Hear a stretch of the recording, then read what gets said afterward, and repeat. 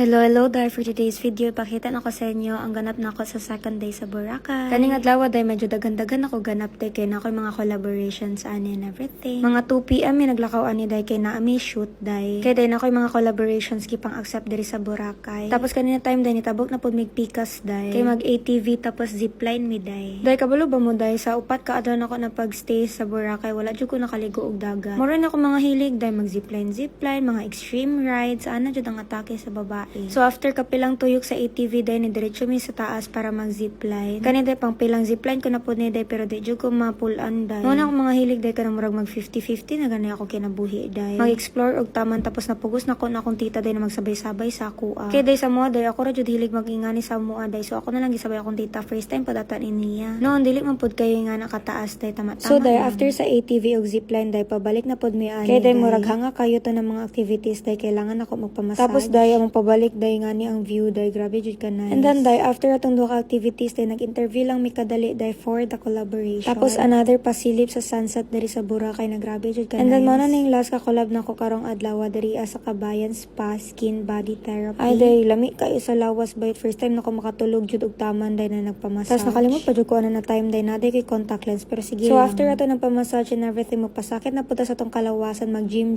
kuno tamis kan mo ko balon sa akong ginapang buhat. For the cloud tara ni siya day tapos after og gym kuno diretso dayon og club o di ba nga na siya ka perfect. Tapos day gidala pud nako kong tita day halak ka mis kan walay signal nagsigig cellphone. Ako day to be honest day dili jud ko hilig mag-gimik-gimik, dili ko hilig mag-bar-bar, mag-inom and everything. Kanira jud na time day murag ginahila jud ko diri or sakit lang talaga nga aking damdamin so kailangan nako maglingaw-lingaw. And of course day lipay ra pud kay ko day kay daghan ko nakailan ng mga new people. Tapos day amazing kini akong tita day daghan kay dala siyang bag ti pati nail cutter day so nail cutter na lang. Pero happy ra pud ko day kay na ako mga na friends after nako glaag sa Boracay. And I think kaning day to ang pinakalingaw nako sa Boracay. So I think day hanggang dito na lang ang ganap sa aking day to kay nagkiat pa jud kog taman ana. So see you sa day 3.